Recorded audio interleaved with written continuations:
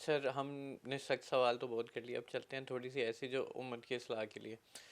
اچھا سر، مجھے یہ بتائیں کہ ایک بہت اہم، مطلب اہم تو نہیں لیکن بہت زیادہ ڈسکس ہوتا ہے یہ معاملہ کہ نکاح متع کو لے کے شیعہ مکتبہ فکر اس کے اوپر بڑا زور دیتا ہے.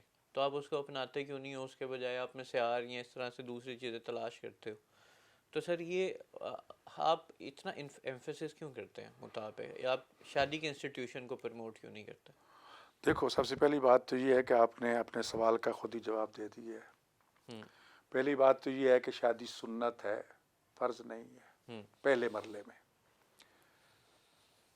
دوسرا مرحلہ جب انسان حرام میں مبتلا ہو رہا ہو تو پھر شادی فرض ہو جاتی، اس کی واجب ہو کوئی جاتی. مثالیں دیں، مطلب تاکہ ہم عام سمجھ جائیں کہ حرام میں میں کیسے سیدھی مبتلا. دیکھو، میرے پاس نہیں ہے عورت، کوئی بیوی نہیں ہے، ہوں شادی نہیں ہے جی، ہوں اور میں لڑکیوں کے پیچھے بھاگتا ہوں، ہوں میں نامحرم عورتوں کے پیچھے بھاگتا ہوں.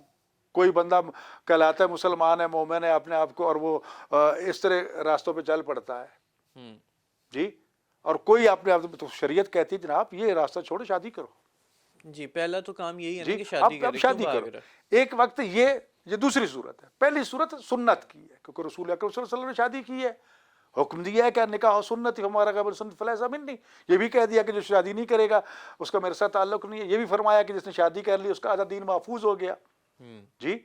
تو پہلے تو ہمیں سنت رسول سمجھ کے اس پہ عمل کرنا چاہیے ہوں تاکہ آپ کو ثواب بھی ملے کہ میں نے حکم رسول اور خدا کے حکم کی اطاعت کی. خدا نے یہ بھی گارنٹی دی ہے کہ اگر تم فقیر ہوگے یغنم اللہ من فضل، اللہ تمہیں غنی کر دے گا اپنے فضل سے. جس طرح لفظ فقیر عام ہے، ہر قسم کا فقر، مالی، ذہنی، فکری، جسمانی، صحت کے حوالے سے، اسی طرح غنا بھی عمومی لفظ ہے کہ ہر قسم کی ثروت، غنا جو ہے وہ آپ کو مل جائے گا. مل جائے گا. پہلے تو ہم خدا اور رسول کے حکم کے مطابق عمل کریں. نہیں محسوس کرتے، لیکن اب آ گئے ہیں کہ ہم گناہ میں مبتلا ہو رہے ہیں ہوں جی. تو سب سے پہلے تو یہی ہے کہ آپ شادی کریں. آثار ایسے ہیں کہ جناب وسائل نہیں ہے آپ کے پاس شادی کرنے کا، آپ اس کے اخراجات پورے نہیں کر سکتے، یا کہ ایسی جگہ پر موجود ہیں کہ جہاں آپ کے لیے ممکن نہیں ہے لیکن گناہ میں مبتلا ہو رہے ہیں. ہوں تو وہاں پھر یہ دوسرا حکم قرآن نے دے دیا، متے والا، عارضی نکاح والا. تو یہ کوئی واجب یا فرض تو نہیں ہے کہ آپ ہر صورت پہ کریں.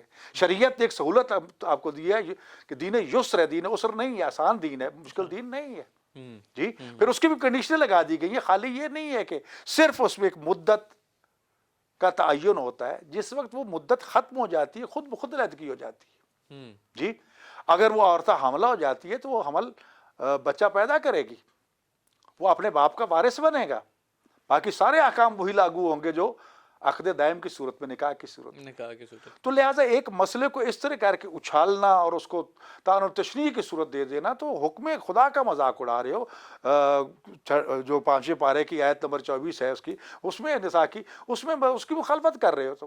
ذرا وہ تھوڑا سا یعنی کہ ہمیں بتا دیجیے گا جو آپ نے ریفرنس دیا 5ویں پارے کی آیت نمبر 24 ہے، جی. آیت نمبر 24 سے پہلی آیت ہی ہے جو مطلب 5 وہ پار کیا والمحصنات، اس میں جہاں کہا گیا کہ جن عورتوں سے آپ مطع کریں ان کے حق ہر جمع فوراً ادا کریں فوراً ادا کریں. جی. تو سوال یہ ہے کہ جب خدا کا حکم موجود ہے اور احکام موجود ہے تو پھر یہ ہے کہ یہ رسول خدا کے زمانے میں رہا، حضرت ابوبکر کے زمانے میں رہا، حضرت عمر کے زمانے کے آخر میں جا کر متتان کانتا فی زمان رسول اللہ اور حضرت عمر نے کہہ دیا کہ 2 متے تھے زمانہ رسول میں ان کو حرام کرتا ہوں ہوں جی.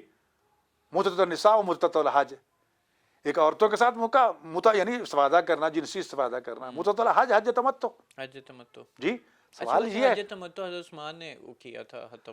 نہیں یہ تو حضرت عمر کا فرمان ہے نا ہوں جی. میں نے ان کا یہ قول نقل کیا ہے. ہاں لیکن حج تمتع سوال ویسے یہ ہے حضرت کہ عثمان نے ختم کیا نہیں تھا. نہیں چلو، سوال یہ کہ آرڈر تو ان کا تھا نا اس زمانے میں ہوا. سوال یہ ہے کہ کیا ان کو اختیار ہے اس چیز کا کہ حکم قرآن کو، فرمان رسول کو تبدیل کرے؟ حلال محمد حلال الی یوم القیامہ حرام محمد حرام الی یوم القیامہ. کلیہ قاعدہ دے دیا کہ جو چیز سرکار مصطفیٰ نے حلال قرار دیا قیامت تک حلال ہے، اسے کوئی حرام قرار نہیں دے سکتا. اور جسے حرام کہا ہے وہ قیامت تک کے لیے حرام ہے، اس کو کوئی حلال قرار نہیں دے سکتا اچھا جی. کسی کو اختیار نہیں ہے